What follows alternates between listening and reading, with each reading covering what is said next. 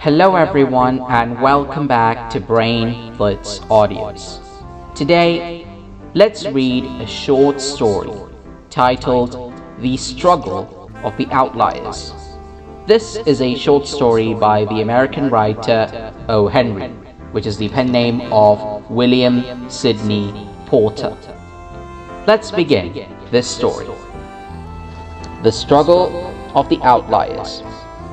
Again, today, at a certain street on the ragged boundaries of the city, Lawrence Holcomb stopped the trolley car and got off. Holcomb was a handsome, prosperous businessman of 40, a man of high social standing and connections. His comfortable suburban residence was some 5 miles further out on the car line from the street, where so often of late he had dropped off the outgoing car. The conductor winked at a regular passenger and nodded his head archly in the direction of Holcomb's hurrying figure. "Getting to be a regular thing," commented the conductor. Holcomb picked his way gingerly down a roughly graded side street infested with ragged urchins and impeded by abandoned tinware. He stopped at a small cottage fenced in with a patch of stony ground with a few stunted shade trees growing about it. A stout, middle-aged woman was washing clothes in a tub at one side of the door. She looked around and smiled a smile of fat recognition. "Good evening, Mr. Holcomb. Is it yourself again? You'll find Katie inside, sir." "Did you speak to her for me?" asked Holcomb in a low voice. "Did you try to help me gain her consent as you promised to do?" "Sure, and I did that. But sir, you know girls would be girls. The more you coax 'em, the willfuller they gets. 'Tis your own pleading that will get her if anything will. And I hope you may, for I tells her she'll never get a better offer than yours, sir. 'Tis a good girl she is, and a tidy hand for anything from the kitchen to the parlour. And she's never a fault except maybe a bit too much liking for dances and ruffles and ribbons.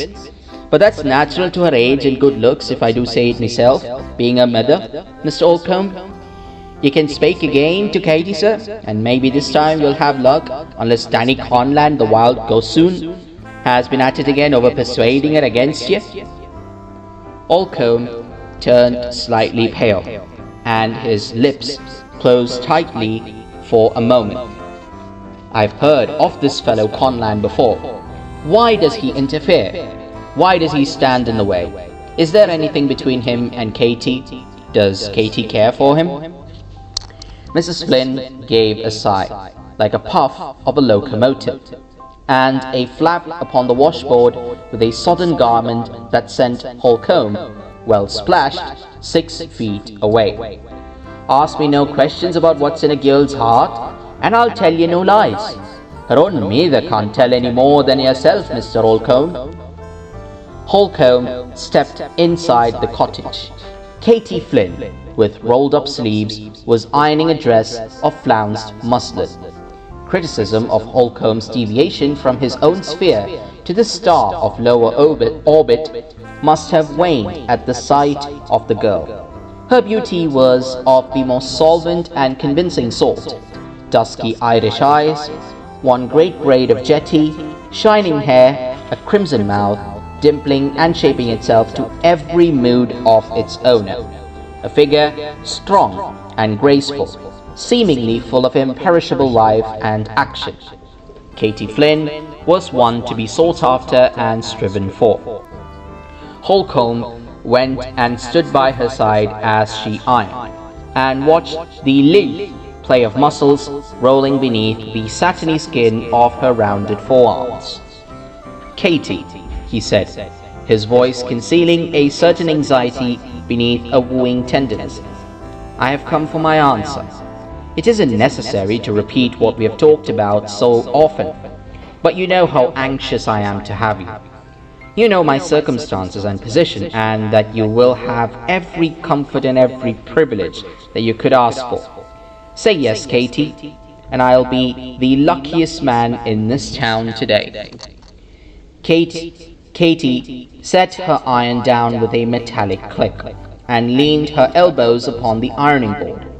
Her great blue-black eyes went, in their Irish way, from sparkling fun to thoughtful melancholy. "Oh, Mr. Holcombe, I don't know what to say. I know you'll be kind to me and give me the best home I could ever expect. I'd like to say yes, indeed I would. I'd about decided to tell you so.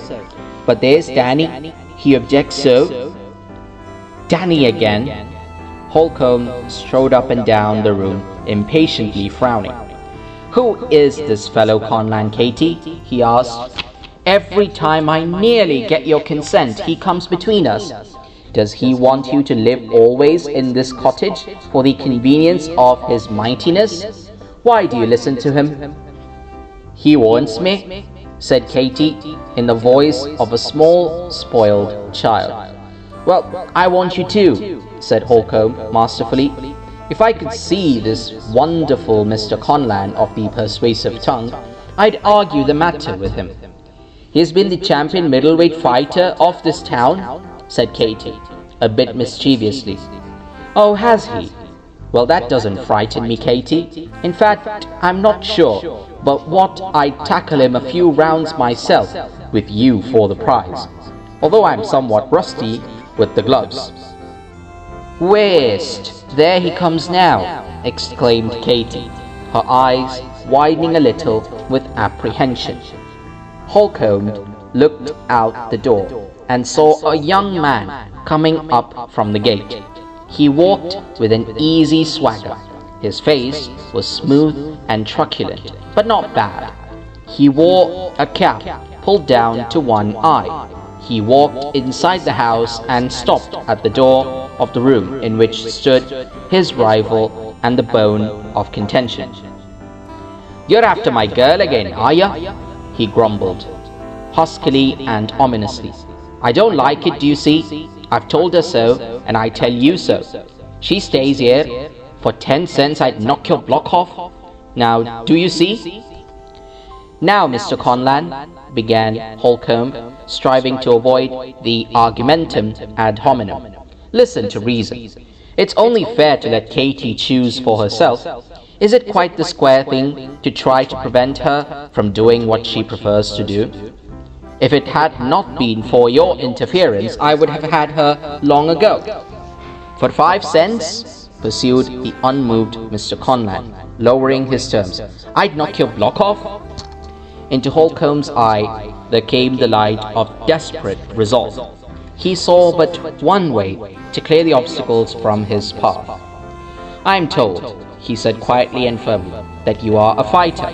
Your mind seems to dwell upon physical combat as the solution to all questions. Now, Conlan, I'm no scrapper, but I'll fight you to a finish any time within the next 3 minutes to see who gets the girl. If I win, she goes with me. If you win, you have your way, and I'll not trouble her again. Are you game?" Danny Conlan's hard, blue eyes looked a sudden admiration. "You're all right," he conceded with gruff candor. "I didn't think you were that sort. You're all right. It's a dead fair sporting prop, and I'm your company. I'll stand by the results according to terms. Come on, and I'll show you where it can be pulled off. You're all right." Katie tried to interfere, but Danny silenced her. He led Holcombe down the hill to a deep gully that sheltered them from view. Night was just closing in upon the twilight. They laid aside their coats and hats. Here was a situation in the methodical existence of Lawrence Holcombe, real estate and bond broker, representative businessman of unquestionable habits and social position, fighting with a professional tough in a gully, in a squalid settlement, for the daughter of an Irish washerwoman.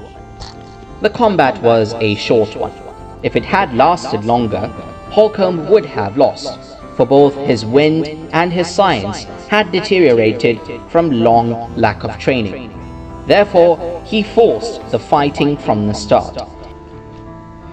It is difficult to say to what he owed his victory over the once champion middleweight.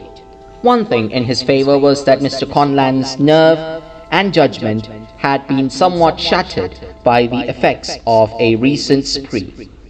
Another must have been that Holcomb was stimulated to supreme exertion by an absorbing incentive to win, a prompting more powerful than the instinct of the gladiator, deeper than all the motives of gallantry, and more important than the vital influence of love itself.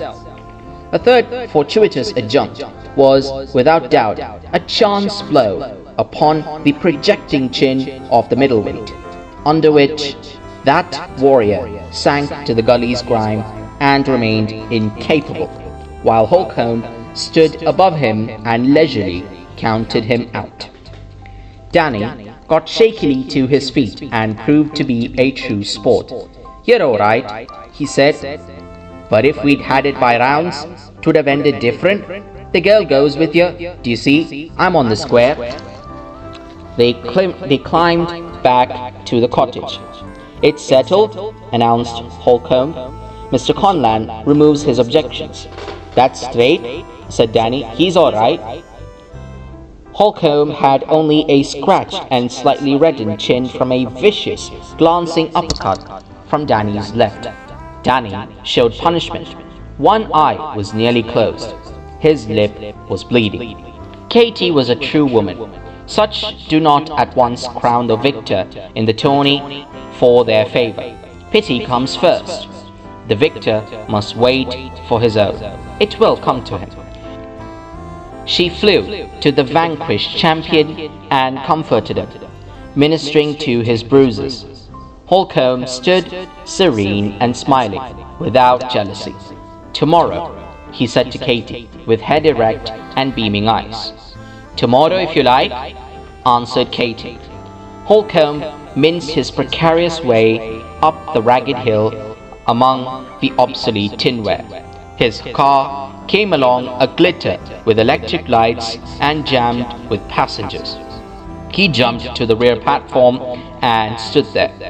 At his side he found Weatherly, a friend and neighbor, who had also built a house in the suburbs, a few squares from his own.